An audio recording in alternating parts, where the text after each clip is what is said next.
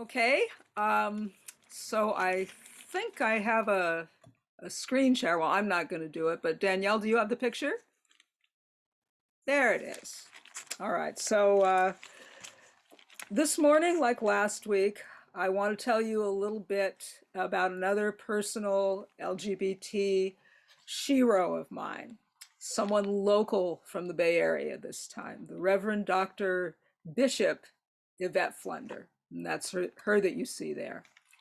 Bishop is a womanist and liberationist theologian, a preacher, a pastor, an activist, an immensely talented and accomplished singer, something people often forget amidst all her other accomplishments, as well as the founder and senior pastor of City of Refuge Church of God in Christ in Oakland, and the presiding prelate of the Fellowship of Affirming Ministries, which is also known as TFAM, and is a worldwide network of predominantly Black, fully LGBT affirming congregations, ministries, parachurch organizations, and leaders from literally all over the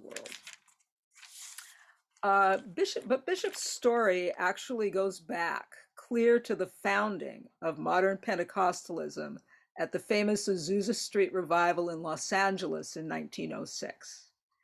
Out of that revival came the Church of God in Christ, the largest Black Pentecostal denomination.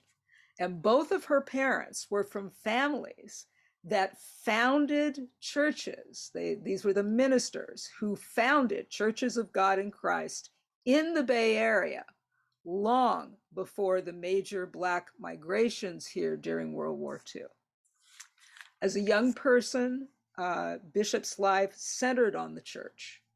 She was born in San Francisco in 1955 and grew up in the Ingleside district, but in the early 1970s went away to Mississippi for high school so that she could attend the Church of God in Christ's Saints Academy. After returning to the Bay Area, she joined the Oakland Love Center Choir, led by the legendary Walter Hawkins, brother of the equally legendary Edwin Hawkins, who was the arranger of the revamped hymn and mega hit Oh Happy Day. She quickly became lead singer of the choir and was later ordained by Walter Hawkins himself. But just as important, she also met someone there who would become immensely important in her life. One of the Hawkins cousins, Shirley Miller, who had been part of the original Hawkins family singers on that famous 1968 recording of Oh Happy Day that is considered essentially the founding of contemporary gospel. Bishop and Mother Miller, which is the title traditionally given to pastors' spouses and other senior female leaders in Black congregations, thus became, in my mind at least, a true affirming church power couple. And they have been together ever since. They met just as the AIDS crisis was exploding in the Bay Area, and soon were enmeshed in that struggle. Even in the mid-1980s, the epidemic, which was so associated in the public mind anyway, with the SF white male queer community, was beginning to be disproportionately felt in the Black community, a fact that queer histories of that time often elude. In response to the crisis, Bishop became the founder of a number of HIV service nonprofits, and like virtually all queer pastors of that time, was forced to become an expert, not only in dealing with grief and profound loss, but with the horrible fact that so many churches were refusing to minister to the LGBT members that they were suddenly and tragically discovering that they had. And that refusal even extended to refusing to conduct services for them or let them be buried in their churchyards when they died and cemeteries when they died. And so by 1991, the need for a fully LGBT inclusive church that could minister to the spiritual needs of those from a Black church background had become obvious to Bishop, and she founded City of Refuge in San Francisco.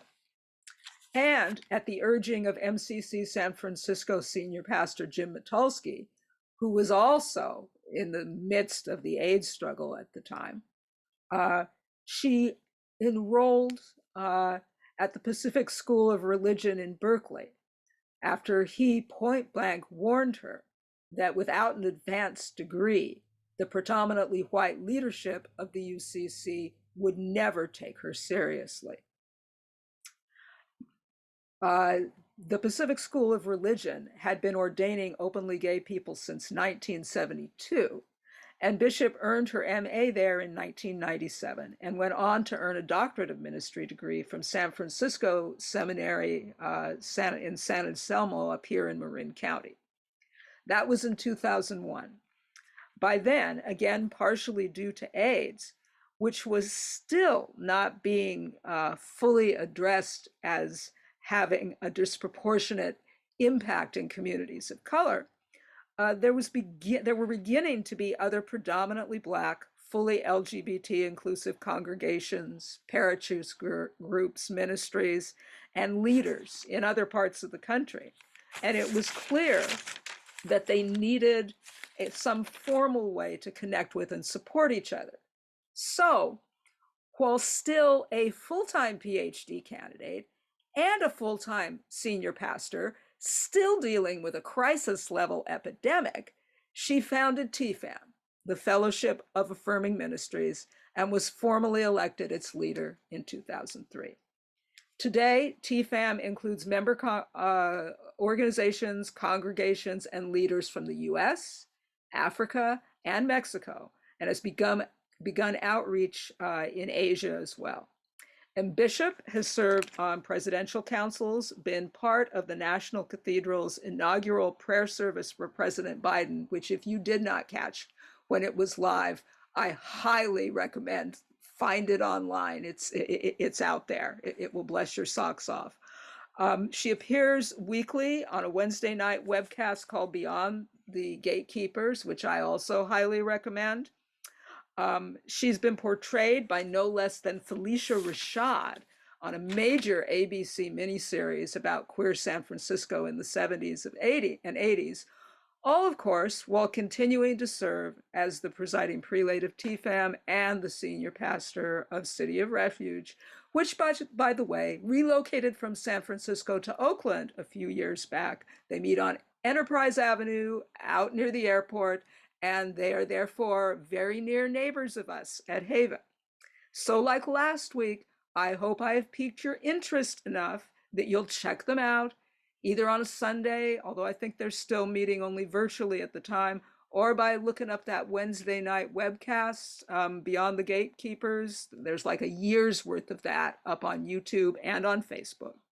And I also highly recommend her 2005 book, Where the Edge Gathers. That book lays out concrete steps for building communities of truly radical and expansive definitions of inclusion. I predict you'll love it, and I predict you'll love her if you ever get to hear her preach or sing. And I'll just put in a plug in for one other thing. I know there were some Haven people that attended the meeting of the Poor People's Campaign in San Francisco back in 2009. And if you find that online and skip ahead to the worship part, you can see what this child and grandchild of Pentecostal preachers can do about bringing down the Spirit of God in a house in just like 10 notes and then having it spread. I mean, it comes out of the YouTube screen and it knocked me over the first time I saw it. So again, happy Pride Month and happy Juneteenth.